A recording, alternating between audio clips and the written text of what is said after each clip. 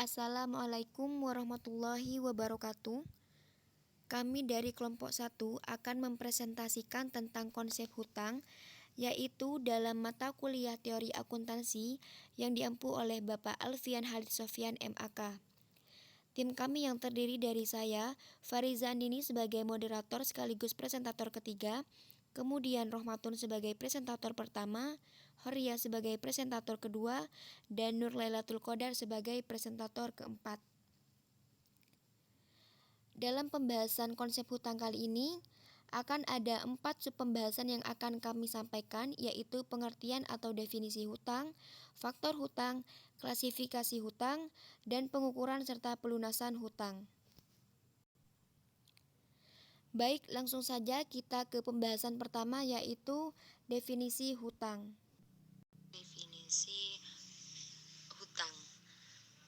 Menurut Financial Accounting Standard Board atau Statement of Financial Accounting konsep nomor 6, hutang adalah pengorbanan manfaat ekonomi masa mendatang yang mungkin timbul karena kewajiban sekarang suatu entitas untuk menyerahkan aktiva atau memberikan jasa kepada entitas lain di masa mendatang sebagai akibat transaksi masa lalu.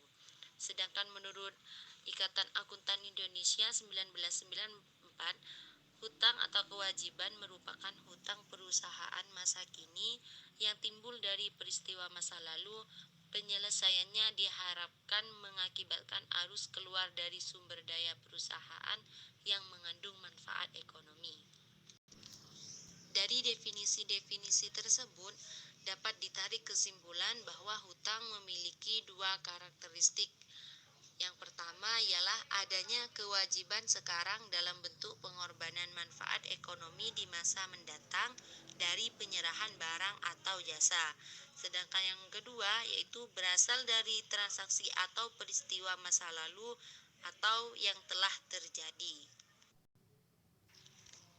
Kewajiban yang masih tertanggung pada peristiwa masa mendatang tidak boleh diakui sebagai hutang, kecuali ada suatu kemungkinan cukup besar bahwa peristiwa tersebut akan terjadi. Selanjutnya, hasil transaksi masa lalu. Transaksi masa lalu menunjukkan transaksi yang benar-benar telah terjadi, sehingga dapat digunakan untuk memastikan bahwa hanya kewajiban sekarang yang harus dicatat sebagai hutang dalam neraca. Contoh, pesanan pembelian pada saat pemesanan belum terjadi hutang, tetapi peristiwa masa lalu adalah pada saat penerimaan barang, sehingga pesanan pembelian tersebut dapat dicatat sebagai hutang. Faktor terjadinya hutang. Faktor terjadinya hutang di sini ada 3, yaitu kewajiban legal atau kontrak. Adalah hutang yang timbul karena adanya ketentuan formal berupa peraturan hukum untuk membayar kas atau menyerahkan barang atau jasa kepada entitas tertentu. Seperti contoh, hutang dagang dan hutang bank. Yang kedua, kewajiban konstruktif. Timbul karena kewajiban tersebut sengaja diciptakan untuk tujuan tertentu, meskipun secara formal tidak dilakukan melalui perjanjian tertulis untuk membayar sejumlah tertentu di masa yang akan datang. Contohnya, ada bonus yang akan diberikan kepada karyawan. Ketiga, kewajiban equitable adalah hutang yang timbul karena adanya kebijakan yang diambil perusahaan karena dasar modal atau etika dan perlakuannya diterima oleh praktik secara umum. Seperti contoh, hutang garansi atau setiap produk yang dijualnya. Kemudian klasifikasi hutang. Sebagaimana aktiva, hutang dapat diklasifikasikan dengan berbagai cara. Ada klasifikasi hutang lancar dan hutang tidak lancar. Ada juga klasifikasi hutang moneter dan hutang non-moneter. Kewajiban yang sudah diakui akan tampak nantinya pada penyajian dalam neraca. Nah, kewajiban-kewajiban tersebut umumnya dapat diklasifikasikan dalam kewajiban lancar dan kewajiban tidak lancar. Nah, kewajiban lancar ini bisa juga dikatakan sebagai hutang jangka pendek atau liabilitas jangka pendek karena pembayarannya dalam kurun waktu setahun dengan pemakaian aktiva lancar atau hasil pembentukan kewajiban lancar lain. Sehingga dari pengertian tersebut dapat dikatakan bahwa hutang jangka pendek juga disebut dengan kewajiban lancar. Hutang jangka pendek contohnya yaitu hutang bank, hutang jangka panjang tempo cepat, maksudnya yaitu bagian hutang jangka panjang yang akan jatuh tempo dalam 1 tahun setelah tanggal neraca masuk.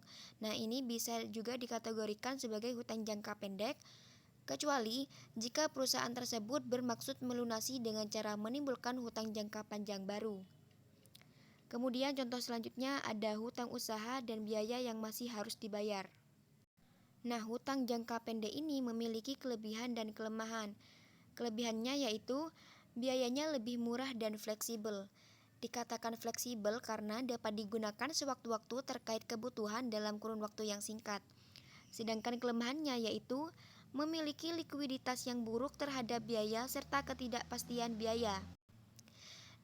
Dikatakan memiliki likuiditas yang buruk karena hutang jangka panjang lebih terjamin daripada hutang jangka pendek, karena kewajibannya dibayarkan dengan kurun waktu yang sangat singkat, serta mengharuskan debitur mempersiapkan dana jangka pendek untuk pelunasannya, atau hanya membayar biaya serta memperpanjang pokok jaminan secara berulang-ulang.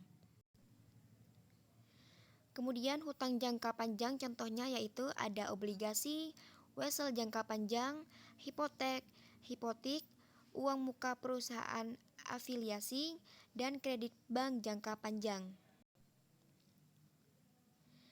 Nah, seperti yang sudah disebutkan barusan, klasifikasi lainnya yang sering dilakukan terhadap aktiva dan hutang adalah hutang moneter dan hutang non-moneter. Hutang moneter yaitu kewajiban yang dinyatakan dalam satuan nominal, penyelesaiannya tidak berpengaruh pada nilai hutang karena jumlah hutang tersebut ditentukan oleh nilai kontrak. Karena berdasarkan kontrak nilai tersebut jumlahnya sudah pasti. Dan sebagian besar hutang yang tercantum dalam neraca adalah hutang moneter. Selanjutnya hutang non-moneter, yaitu kewajiban untuk menyerahkan barang atau jasa dalam jumlah tertentu atau potensi jasa yang daya belinya tetap meskipun yang diserahkan dapat berupa kas. Hutang ini berpengaruh terhadap nilai hutang. Nah, selanjutnya pengukuran hutang. Dasar pengukuran hutang yaitu jumlah rupiah sumber ekonomi yang harus dikorbankan apabila pada saat penilaian atau pelaporan hutang dilunasi. Rumusnya yaitu PV sama dengan F dikali 1 ditambah I dikurangi T, di mana PV merupakan nilai sekarang dari hutang pada tanggal penilaian, V merupakan aliran kas masa mendatang pada periode T dari tanggal penilaian, dan I tingkat bunga atau persen. Penyelesaian hutang. Hutang dianggap selesai atau dilunasi apabila perusahaan telah melakukan kewajiban untuk menyerahkan aktiva atau jasa kepada pihak lain. Maksudnya adalah pembayaran hutang dengan dividen saham tidak dapat dikatakan sebagai penyelesaian hutang. Penyelesaian kewajiban dapat dilakukan dengan cara 4 hal, yaitu yang pertama pembayaran kas, yang kedua penyerahan aktiva, yang ketiga pemberian jasa, dan yang keempat konversi kewajiban menjadi ekuitas. Cara untuk pelunasan hutang yaitu yang A, insubstance defiance, adalah suatu rencana perjanjian di mana seorang debitur menempatkan sejumlah tertentu harta moneter secukupnya yang bebas resiko pada kuasa badan perwalian tertentu untuk digunakan sebagai pembayaran hutang di masa mendatang. Seperti contohnya, PTA memiliki hutang obligasi sebesar 10 juta dengan tingkat bunga 8% tahun. Jangka waktu pelunasan 10 tahun. Atas hutang tersebut, PTA membeli sertifikat BI senilai Rp 10 juta rupiah. Kemudian, sertifikat ini diserahkan pada badan perwakilan untuk digunakan sebagai pelunasan hutang. Ya, seperti itu. Yang B yaitu kredit tangguhan atau deferred credit. Kredit tangguhan harus dikelompokkan sebagai hutang apabila kredit tangguhan tersebut sesuai dengan PABU. Contohnya yaitu deferred taxes yang berasal dari alokasi pajak, deferred pension costs. Yang C yaitu hutang dan rugi kontingensi atau contingent loss atau liabilities, adalah suatu kondisi atau situasi yang menimbulkan ketidakpastian akan timbulnya kemungkinan hutang atau rugi suatu perusahaan, di mana timbulnya kemungkinan tersebut tergantung pada terjadi tidaknya satu peristiwa atau lebih di masa mendatang. Contohnya pemberian garansi purna jual atau hutang garansi. Ya, sekian dari saya. Demikian pemaparan dan penjelasan kami tentang konsep hutang. Semoga apa yang kami sampaikan bisa bermanfaat bagi kita semua dan juga bisa dipahami dengan baik oleh teman-teman.